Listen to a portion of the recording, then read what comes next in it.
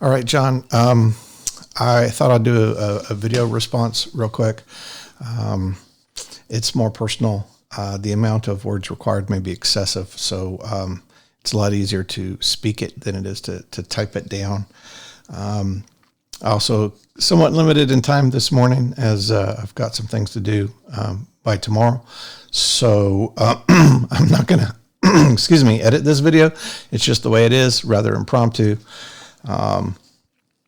We're getting, so based on some of the things that you said, we're getting much closer to the core of the issues. It seems we have some agreement.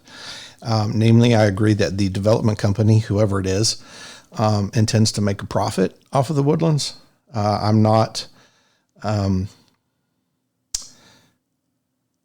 don't think that making a profit is always necessarily greed, although, of course, it can be. The issue for the voter, in my view, is the bigger picture of how that effort overall helps or hurts the Woodlands.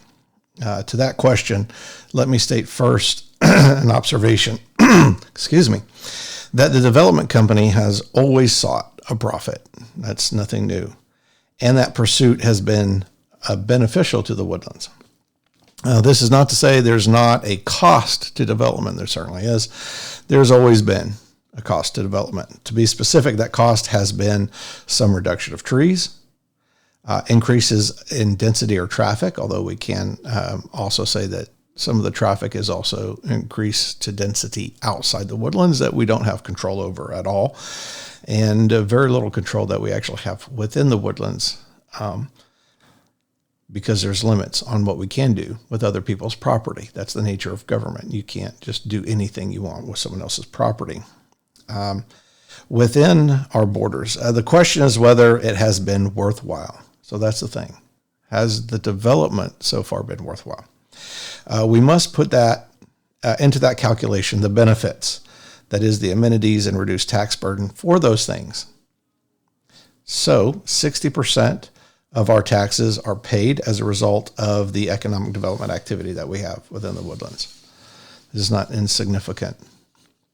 So the worst example I can think of is the situation that happened at the HEB Center south of Kukendall. I believe it's down Kukendall, just into Harris County in the Creekside area. So my understanding that is the worst example that we have of the cutting down of trees.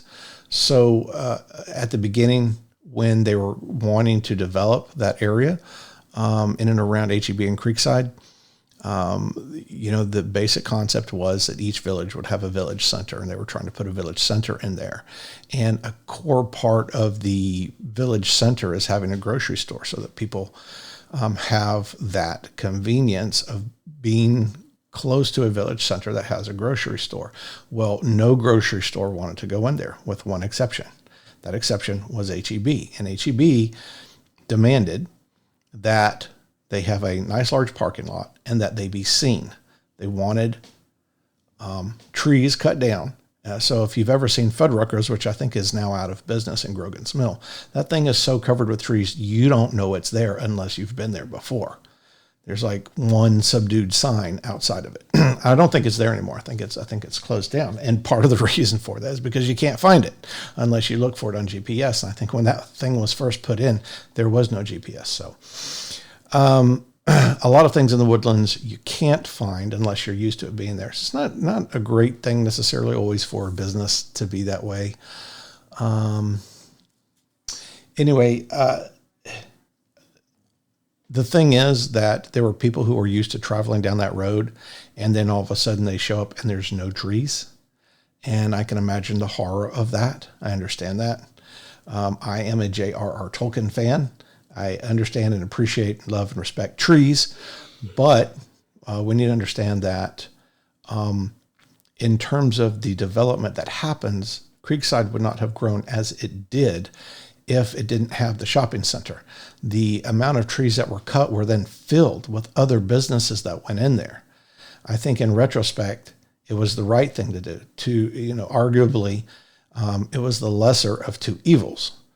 But it's unfortunate that's the way the world is, but that is the way the world is. I mean, you either develop or at some cost, or you don't. Now, the benefits also have to be calculated in. Well, what are the benefits? So there's a reduction in trees, increase in density and traffic. Well, what are the benefits? Well, all what makes us the best community that we are is all the amenities and things that we have. And 60% of that is paid for because of the economic development that goes on. So in other words, the commercial businesses that come here, a lot of what we have is supported by them. So if they're not here, there's only one of two possibilities. One is you pay more in your taxes to have what we have, or you don't have what we have. And so that development is an essential part of what we have altogether, the entire picture. So you have to make choices. And I'll give you an example of that in just a moment. Let me see. I just wanted to make sure I hit all the points. So I dealt with some of your points there. Let me get to HHC. I'm not an HHC apologist. And on this matter, I'm a pragmatist. So I will say this. We are better off working together with them rather than constantly being at odds. If they or another developer gets too bold, like what happened at Eagle Island fairly recently, you may recall that, then the community comes together and defeats it. 242, the extension of 242, the widening of it in Alden Bridge area, that was, people came together and defeated that. It wasn't fun. We don't like to have to do that, but we did. And actually, I have personal knowledge, and I can tell you that HHC was a critical element, a critical part of being opposed to that and helping to prevent it from happening. I know that because I talked to Jim Carmen about it. We texted and also on the phone. And two of the retention ponds that they were wanting to use, the third one was belonged to the property of Lone Star, and the other two belonged to Howard Hughes Corporation. And they were opposed to that, and they didn't want to put that in there. And that was because they were looking out for the interests of the community. And it wasn't, I can tell you, it wasn't some of the people who are pro-incorporation on the board that had that relationship with Howard Hughes to be able to say, can you help us out here? It wasn't them. Sometimes it's very helpful to have these type of relationships. Here's the example I wanted to give. It's the dilapidated village centers. They need redevelopment. I mean, anybody who lives around this village centers that no longer have a grocery store, that Randall's kind of fell out and left. And I don't think it had anything to do with the local Randalls. I think they were doing fine. It's just the company, the corporation as a whole, nationally folded. And so all of their, grocery stores left. But most people think that we need to do something about that. Well, these are our choices. We can either let them languish or we can redevelop them. That's our choices. It's a really bad idea to let them languish. It's not going to be good. You don't want to start getting areas of blight into the area. You don't want that. You want to keep it nice. You don't want to invite crime, and it's just not a good thing. It's not good for the economic development cycle, virtuous cycle that helps bring in more money so that it keeps your taxes low. It's just when you have a virtuous cycle that goes up, it's really good for the community. When things languish and it starts moving the other direction, it's hard to undo that. And, good example is Greens Point. As much money as has poured into that place to undo the criminal element that has gotten hold in there, you could give me a whole troop of Rangers, battalion of Rangers, and you can't undo that problem anymore. It's there. And you don't want to get to that point. You want it to move forward, not backwards. It's hard once it regresses to move it forward. That's just the nature of the beast. So the question is, do we now let a developer make a profit off of that? Or do we deny a profit because we don't like the developer? We don't want to give them a profit. I mean, that's your choice, right? But I think most people would say, yes, we need to redevelop those shopping areas. Now, if we say no, we're not going to let a developer do that. There's no capital there to improve the situation. It just stays there. If we say yes and work with a developer, then it can happen. Will there be increased density? Yes. Can we negotiate with as far as the numbers of and how much density goes in there? Yes. So, but we do have to allow the developer to make a profit. Otherwise, it's not going to be there. It's not going to happen. So that's where we are. It's redevelopment or not. And that's just the way it is. So with the Texas Patriot PAC and Montgomery Tea Party candidates, the trajectory has been anti-developer, anti-county government, and not pro the residents. I mean, the argument is we're pro-residents versus development. And the reality is that you can be pro-resident and pro-development. And in cases where developers get a little too ambitious, shall we say, we can rein them in by coming together and working together. I just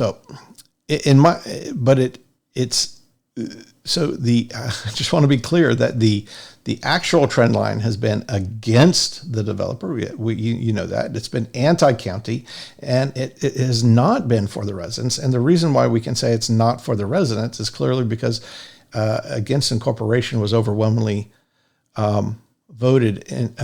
Maybe I should say incorporation was voted against overwhelmingly. So what do the people want? They don't want that. They think kind of common sensically that the Woodlands is where it is because of the way it's been set up. And to change that might not be good. So that does kind of make sense. And they don't want that. So there's a lot of layers and levels of complexity all throughout this, but I'm trying to keep it rather simple and on point. But so I'm not sure where the anti-Howard Hughes Corporation in particular stance, whether that's warranted or not. And what I'm going to do is I'm going to post a video that has Jim Carmen, who is the president of the Houston region for Howard Hughes, and is the guy who makes the decisions on a lot of these things here. And you determine for yourself where you think Howard Hughes actually is. But I'm not sure that the anti-HHC stance is warranted. And let's see here. And okay, I want to be clear that whether you're for or against Howard Hughes Corporation should not determine the election.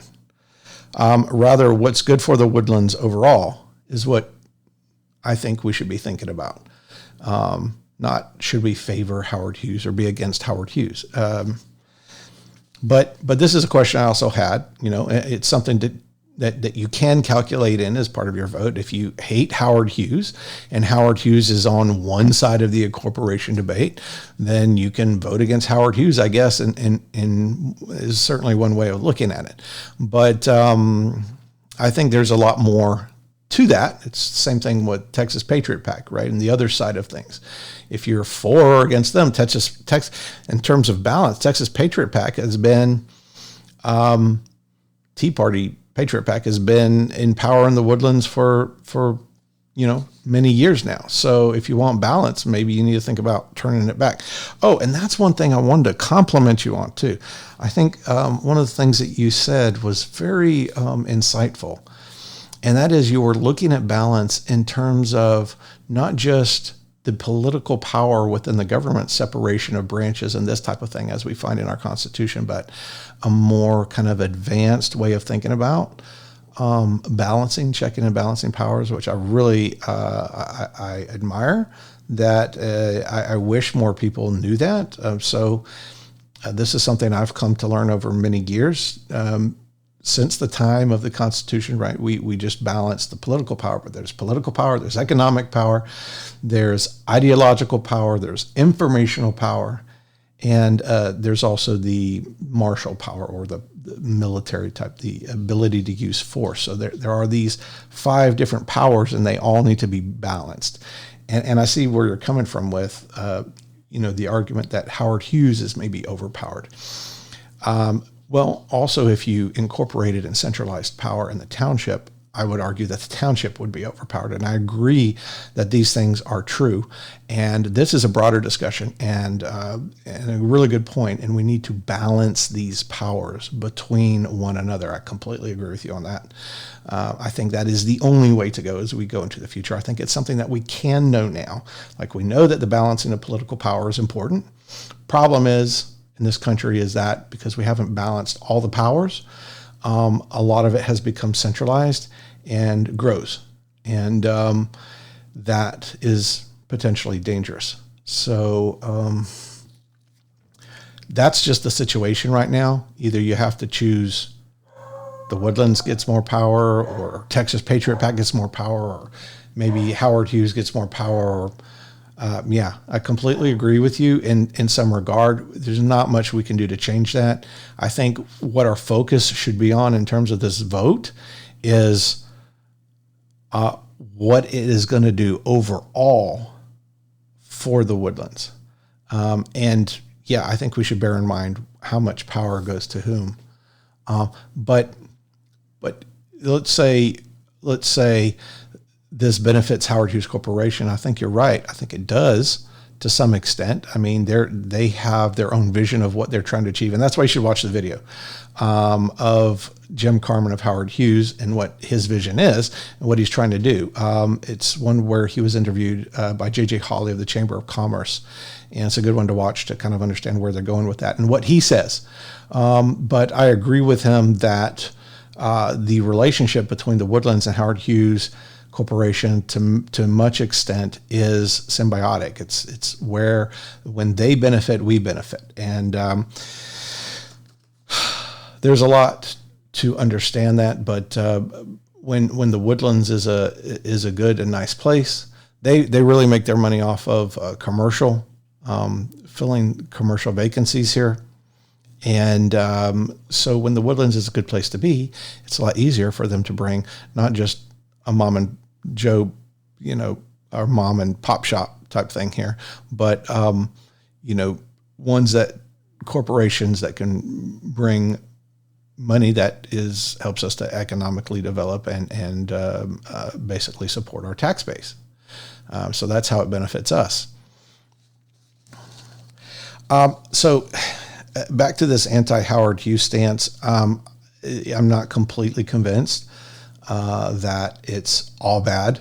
Like I said, to me, it's a lesser of two evils that you have to choose, and it is a lesser evil to me. So, again, that's just the way the world is. But I wanted to bring up the little-known fact about the origin of the incorporation push of late. Of course, most know that incorporation has been there for a long time. Actually, originally,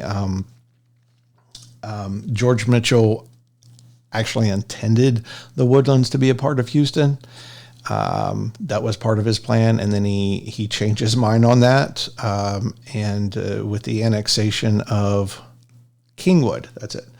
Kingwood, that's when people kind of woke up to what could happen to the Woodlands, and no one wants the Woodlands to be annexed by Houston. There is no one. Howard Hughes Corporation would have signs up, like it was for against incorporation, with Howard Hughes using their property to put signs up so that people could see their stance on it, and it did help to affect the election, of course, because it made people aware of what was going on that would otherwise not be aware, because those signs are unusual.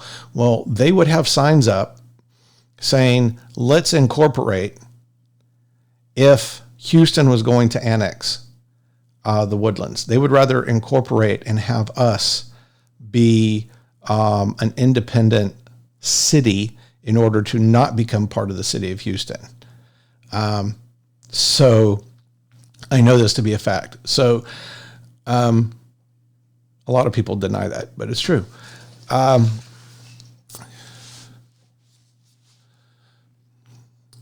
So they know that we're better off and they are better off if we don't incorporate. This is what they do every day, master plan communities.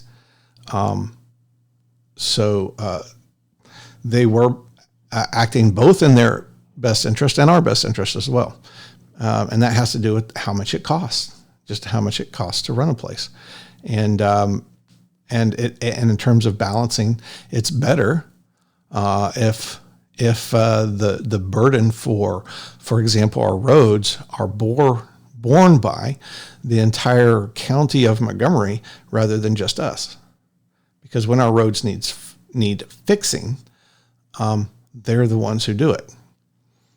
And so if we had to purchase all that equipment, so you've probably heard these arguments before. I don't need to get into all that stuff, but it is true that it's very costly for us to become a city and that we become responsible for a lot of things that we're not before. But I want to get back to the little known fact about the origin of the incorporation push of recently. So we know that incorporation was a tool there for a long time, since the time of Kingwood, in case there's numerous reasons for it, but also especially because of the annexation from Houston. We came to find out that was no longer the case, that Houston is a threat to the Woodlands, and if it were, that everybody would be on board to ensure that it didn't happen. I have never met a single person ever who has said that they would not incorporate, or that they would allow that to happen. It's not going to happen. And we've known that for quite some time. However, the leadership on the board here in the Woodlands has known that, and they have actively, now I'm not saying every board member, but as a whole, and the leadership of the board of late knew better and allowed people to continue to believe that it was the case that the Woodlands was in danger of being annexed by Houston, and use that fear tactic to get people to vote for incorporation. But the real reason that there was a push for incorporation had to do with that there's some people in the Woodlands who own commercial properties here, and they wanted to change land use and change what they do on their property and how they do their business, and also have business in Houston. And the ones in Houston, if you apply in Houston, it's very inexpensive. The process is quick, and Houston rubber stamps whatever you want to do. That's basically practically how it works. In the Woodlands, you have to go to the developer, in this case Howard Hughes, and it's more expensive, it takes longer, and they're going to tell you no a lot more frequently than Houston won't tell you no. I mean, it had to be something crazy for Houston to tell you no. Here we have community standards, and they're very strict about it, and that's why the Woodlands is the way it is because of the standards and things that we have. And I understand how they feel. If you go on to Nextdoor in another place, you will see that I have complained on Nextdoor because I own property here, just our house, and there's a utility easement, and they changed the pole in our backyard, and it's much bigger than it was before. It's uglier. It's, a lot bigger than it needs to be to house the stuff that's in it. And so it completely changes the look of our backyard because of their utility easement. And I'm going to complain about it and fuss about it. I don't like it. So I understand. I understand the feeling. I don't think they should do that. So I get that. But the thing is, that is the way it is here. And so that's where the anti-Howard Hughes Corporation stuff originated, as far as I understand. That's my understanding of it. I would like to know more about why there's such a anti-HHC, but I think it's, I think it originated there, and then it was just human nature. You need a bad guy. In politics, you need a bad guy. And if you can point somewhere else and say that's a bad guy and I'm here to save you, that's how politics works a lot. And it galvanizes people when you need votes. And unfortunately, that's the divisive nature of the politics. And I think the politics of it accentuated the problems a lot more than they actually are. So that's why I think we are where we are.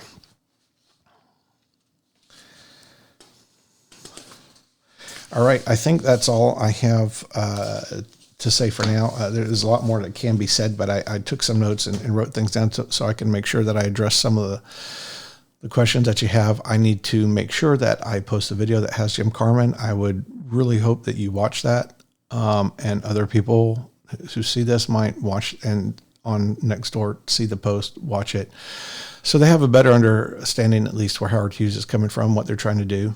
And if you disagree with that, please get evidence, post it on Nextdoor. Would love to see that. But ultimately, this is not about, Howard Hughes. It's not about Texas Patriot PAC so much. Who of those has more power is less important to me than what happens. And so let me, address that very quickly. In terms of the strategic plan for the Woodlands, we really are in a situation where we're not going to be able to grow. So that's one of the issues like that you brought up in terms of trees and traffic and all of that. It's very limited. There's very little left of residential that can go up. So that concern is just, it's an emotional thing. And you can feel that, but it's not the real problem going into the future is not the trees, and it's not the traffic. Although the traffic's going to get worse because of it's growing just outside the Woodlands. It's going to get bad, and that's one of the reasons why we fought 242 and some of those issues and using the Woodlands as a thoroughfare.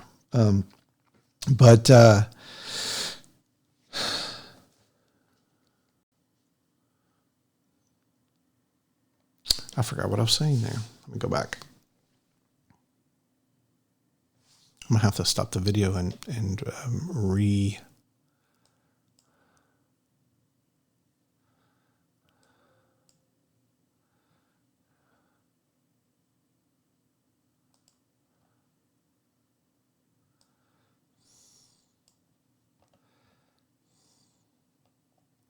Oh, it's still recording.